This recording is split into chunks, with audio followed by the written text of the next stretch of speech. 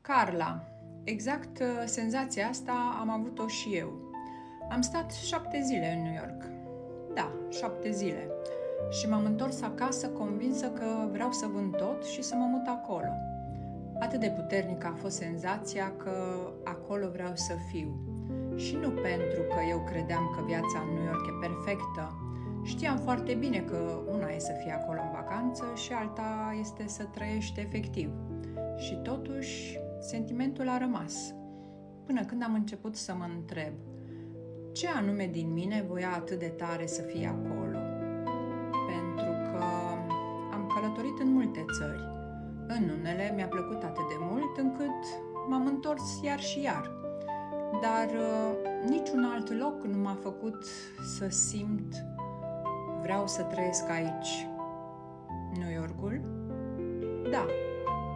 Și nici astăzi nu știu ce anume am simțit acolo și n-am simțit în celelalte locuri. Și de asta comentariul tău m-a făcut să mă întreb din nou. Cum poate un loc complet străin să te facă să simți că aici e locul meu, aici mă simt acasă?